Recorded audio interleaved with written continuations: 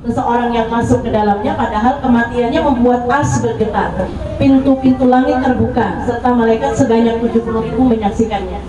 Ya, dan ini merupakan periwayatan dari Ibnu Umar radhiyallahu anhu.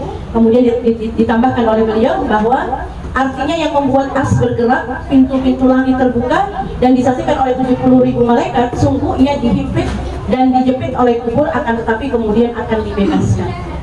Jadi yang perlu juga diingat bahwa kematian itu hanya akan menghancurkan jasad, tapi tidak akan menghancurkan ruh. Maka tidak heran bahwa yang kemudian menghuni alam kubur adalah ruh yang tetap hidup, tidak pernah mengenal kematian. Karena yang mati dan kemudian dihancurkan adalah jasad, sementara ruh ia tetap hidup dan kemudian menjalani perjalanan alam barzah sesuai dengan apa yang dia dapati. Beliau menangisinya sampai membasahi janggutnya. Lalu beliau ditanya, disebutkan tentang surga dan neraka, engkau tidak menangis seperti ini, namun engkau menangis dengan sebab melihat kubur. Mengapa demikian wahai Utsman? Lalu Utsman menjawab, sesungguhnya Rasulullah SAW bersabda, kubur adalah persinggahan pertama dari persinggahan-persinggahan akhirat. Bila seseorang selamat dari keburukannya, keburukan alam kubur, maka setelahnya akan jauh lebih mudah darinya. Bila seseorang tidak selamat dari keburukannya, maka setelahnya akan menjadi lebih berat darinya.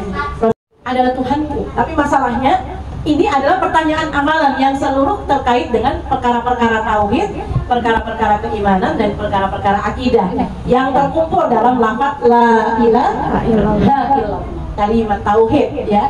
Yang ini tentu juga menjadi bagian yang seyogyanya terus dilatih dalam kehidupan kita. Bisa keluar dan pergi dari intayan penjagaan dan penilaian Allah Subhanahu wa Ta'ala, sementara Allah menyebut penilaiannya adalah Latiful Khabir, amat rigid, amat halus.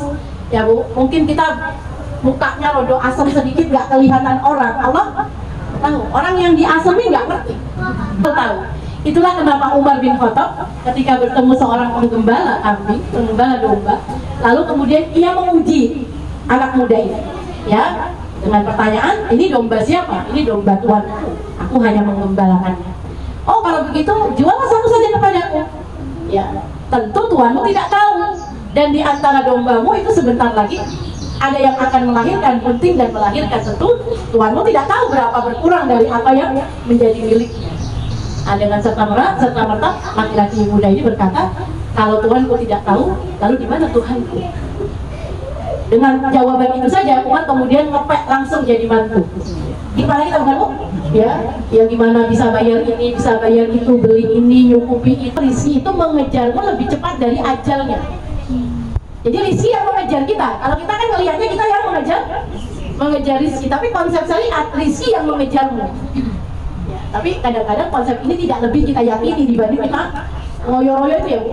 Kalau ngoyo-ngoyo baru kita bertemu rizki. Padahal ada kalanya kamu harus yakini bahwa pintunya tetap dipegang Allah. Maka ini amat bergantung juga pada kewajiban-kewajiban kita kepada Rasul yang sudah tunai atau justru belum sama sekali. Belum ya. Yang kata pepatah tak kenal maka tak sayang. Dan kita meyakini banyak orang muslim itu pengetahuan dan pengenalannya terhadap Rasul ya begitu-begitu aja mentok. Kebanyakan masih dalam riwayat cerita SD kita itu ya. Aku itu pernah minta musakafah, minta diberi mimpi oleh Rasul, oleh Allah atas Umar bin Khattab. Jadi setelah Umar bin Khattab meninggal dunia, itu beliau penasaran. Kira-kira Umar bin Khattab kan di dunia nggak ada yang berani ya. Semua takut ya, digambarkan setan itu kalau ketemu Umar takut, dia lari dia gitu ya. Maka Ali bin Abi Thalib meminta khusus kepada Allah untuk diberi mimpi. Bagaimana keadaan Umar menghadapi munkar nakir ya sesaat setelah Umar meninggal dunia. Dan akhirnya Allah memberi hadiah Ali mimpi. Ternyata kalau dalam versi Umar, munkar nakir baru-baru mau bertanya, Umar langsung membentak. Wahai munkar nakir, bagaimana mungkin kau bertanya kepada seseorang yang menjadi kekasih dari kekasih Tuhanmu? Memang nyata terbukti ya Bu. Beliau adalah sahabat Rasul, berjuang, berkorban, mengeluarkan harta, tenaga, pikiran untuk Rasul.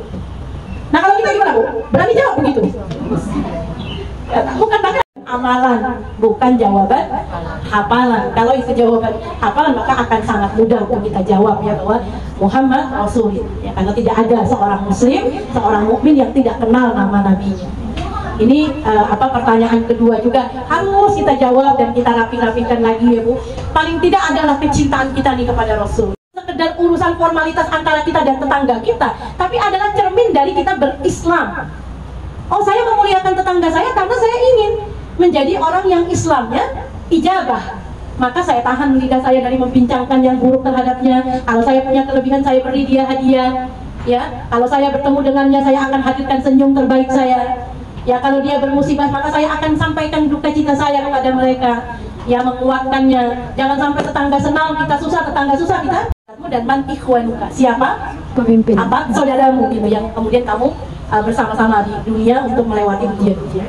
Ditambah lagi juga ada sebagian mengatakan man kitabak, ma kitabak, apa kitabmu, yaitu Al-Quran. Jadi masih banyak pertanyaan-pertanyaan kubur yang memang dalam riwayat itu kemudian berbeda-beda, ada berapa jumlahnya, tapi 3 tadi yang pokok ya Bu ya, dan 3 saja tentu sudah pusing 7 keliling kira-kira ya Bu ya.